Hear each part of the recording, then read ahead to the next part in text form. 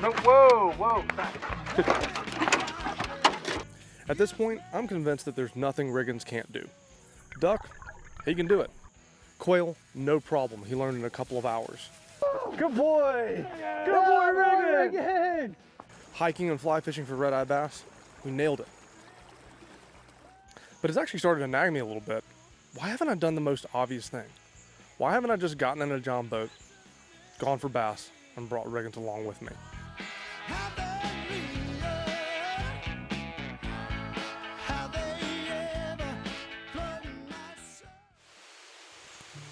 Growing up, my grandfather got me into fishing. And as I grew, so did the size of my tackle box. Until about high school, when I decided that there just wasn't really much better in this world than a zoom worm and largemouth bass. Any ditch, any pond that I could, not get shot at for fishing in, I'd try it. I'd catch small fish, I'd catch big fish, but I loved fishing for bass. And though I fly fish a lot now, there's just not a lot of fly fishing techniques that can hold a candle to standard bass techniques. Except for one, deerhair divers.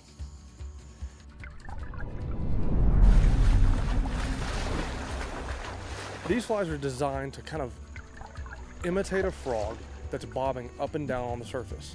Now they're sculpted from deer hair, which is where they get their name, but it makes for a very, very interesting presentation. Basically, as the fly hits the water, it emits this huge splash, kind of alerting fish to its presence.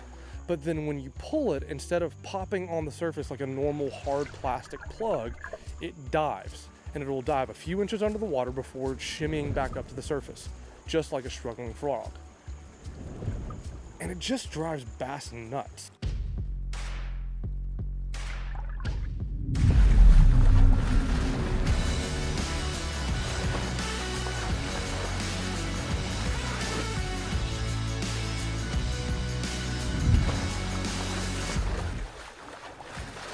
And so since I'd gone on all these adventures with Riggins, that was something I just thought, well, we've got to experience.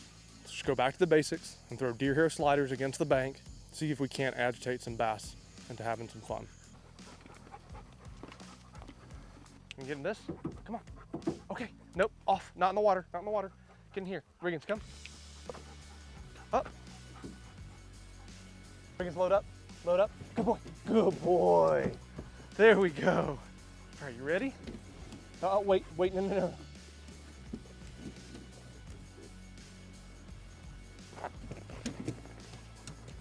right, help me out.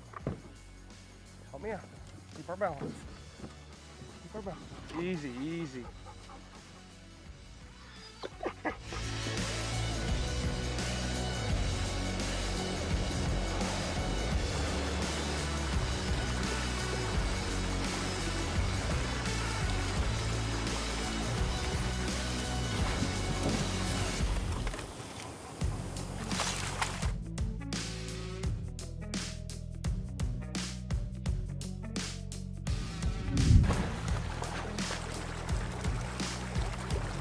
What you think? That's a batch, Riggins. And it was just one of those things, the more I did it, the more I wanted to take Riggins with me. Yes, he wanted to jump out of the boat many times and take off after the fly. Problematically, he always wanted to get a lick or a nibble of the fish every time we brought it in. But honestly, much to everyone's surprise, it kind of worked. Riggins would stand on the front of the boat, kind of watching the world go by, and we'd pound the deer hair sliders against the bank and watch mayhem ensue.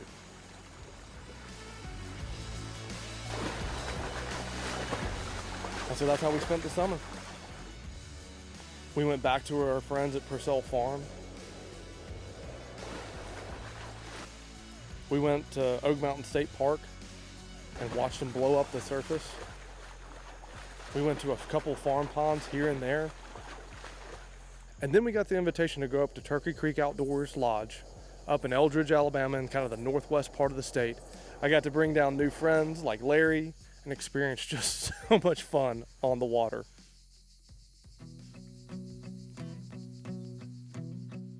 Pretty good. You can just tap it if it's ever not behaving. And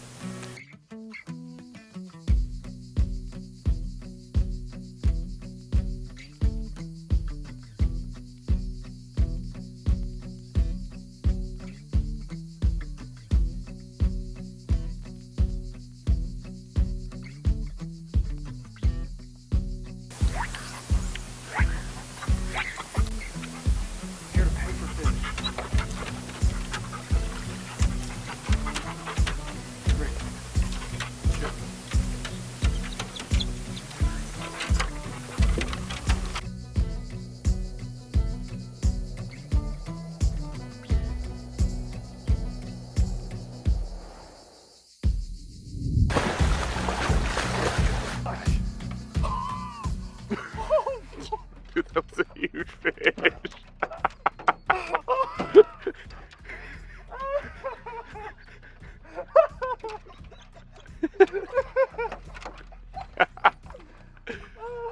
Oh my god, dude, that was.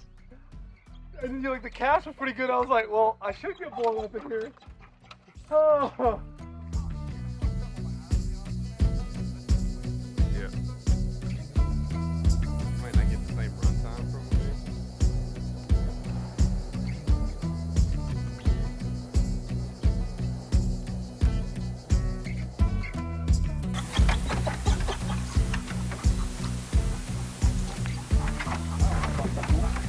There you go.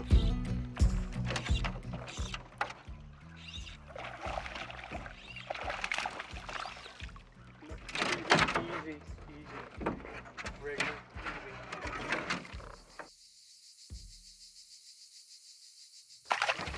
No, whoa, back. But he hit that subsurface. That's not.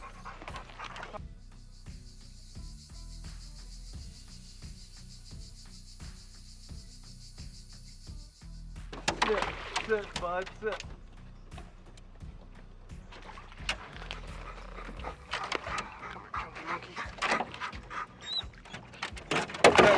Riggs, chill. Riggins, you need to act like you've been here.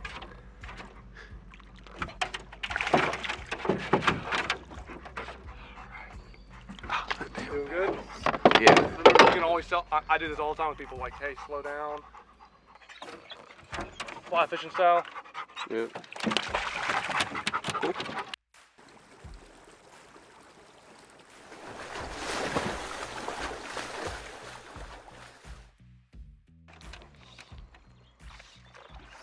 I guess lily pads work.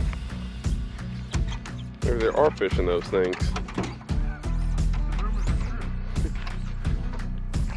Alright, I see you. That's cool. You little bass. Is that how you do a bass? Oh, Riggins, Oh. damn. Riggins, hey, chill. The only bad news I have about that is I wasn't in 120 for that. Yeah. If you'll try to find like 2 schools that are working. Yep. And then split the difference. Yeah. Got that one.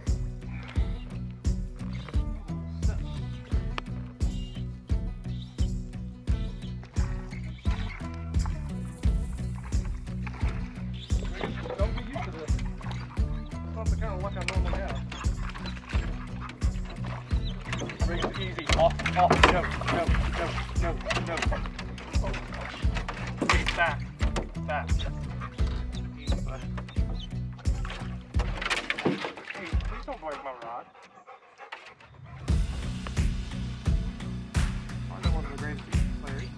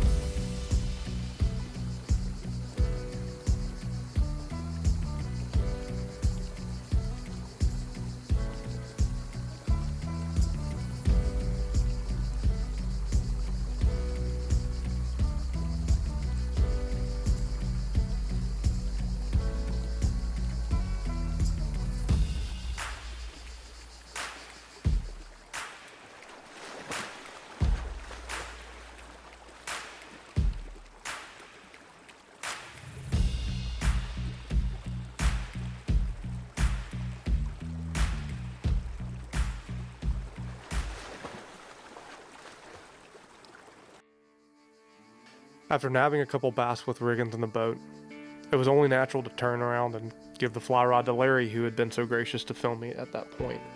Now, I don't want to overdo it here, but this was actually kind of special. Last year, Larry had reached out about doing a project on fishing the Cahaba, which is a nationally known, biodiverse, almost Amazon status river right here in Alabama. And he'd wanted to say, hey, can we shine some light on it by fishing? Through the course of that production, he had a lot of questions about fly fishing, and I was happy to show him the ropes based on what I knew. They're not subtle when they're hungry. Golly, that'll get you hooked on fly fishing. Wow. So it was kind of a cool, literal passing of the baton when I handed him the fly rod and said, how much you been practicing? 3 casts later, it was pretty clear that Larry had spent a lot of time in the local ponds. And what's really cool is that Larry is very well known in the bass community. I mean, heck, you've seen him at Bassmasters Classics event. You've seen him almost anywhere if you've watched anything on bass fishing. So it was kind of special to say, hey, this is what I love as a fly fisherman, to go after bass with a deer hair diver and watch them just go crazy. And so me and Riggins just got to watch the fun.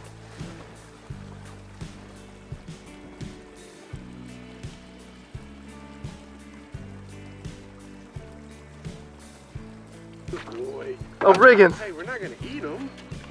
We can. Do you want to? Riggins, no, off. I guess I gotta hold him out of his reach. Uh-huh, he'll chomp. Riggins, no. Put him back. Yeah. Live Come. release. Fly release, I love calling it that.